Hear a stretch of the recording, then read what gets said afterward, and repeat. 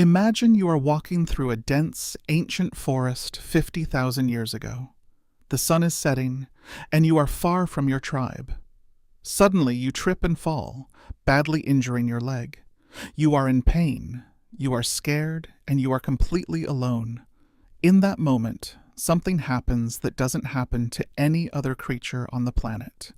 Your eyes begin to fill with water. Your vision blurs, and salt-filled drops start to roll down your cheeks.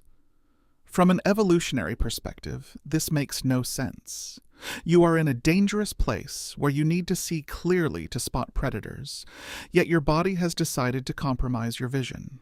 You are vulnerable, yet your body is wasting precious fluids and salt.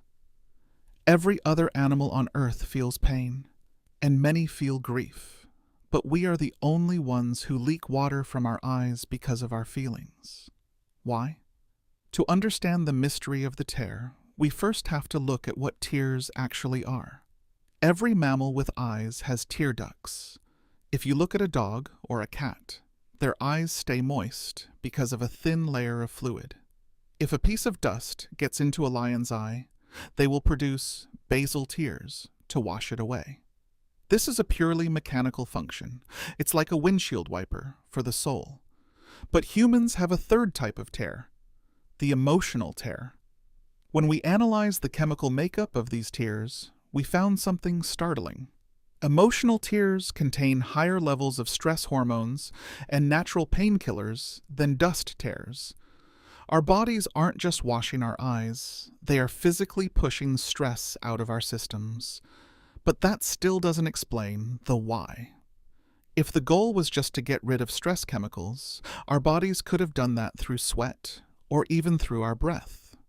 Why did evolution choose the eyes? The answer lies in the terrifying reality of life on the African Savanna. For our ancestors, survival depended entirely on the group. A human alone was a dead human. But there was a problem. If you were hurt or sad in the middle of the night, and you started screaming for help, you weren't just calling your friends. You were calling every leopard and hyena for miles. This created an evolutionary deadlock. We needed a way to signal for help that was incredibly obvious to our friends, but completely invisible to our enemies. We needed a silent signal. This is where the tear comes in. A tear is a visual SOS. It is a signal that can only be seen by someone standing close to you, someone you trust. It is the first encrypted message in human history. When a mother looked at her child and saw a tear, she knew instantly that the child needed help, without a single sound being made. But the story of crying goes deeper than just survival. It's about the birth of empathy. Scientists have discovered mirror neurons in our brains that fire when we see someone else in pain.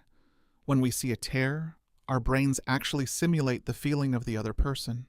This is why it's so hard to look at someone crying and feel nothing. Crying became the glue that held the first human tribes together. It allowed us to resolve conflicts without violence.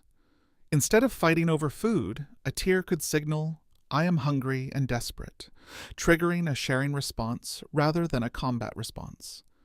As our civilizations grew more complex, so did our tears. We began to cry at things that had nothing to do with physical pain. We cried at the beauty of a sunset, the birth of a child, or the loss of a loved one. We even started crying for people we've never met, characters in stories or movies. This is because our brains evolved to treat social pain exactly the same way it treats physical pain. To your brain, a broken heart and a broken leg feel remarkably similar. In both cases, the body reaches for its oldest tool, the tear. Today, we often live in a world that tells us crying is a sign of weakness. We tell children to be brave and stop crying. But the science tells us the exact opposite. Crying is one of the most advanced social technologies we have.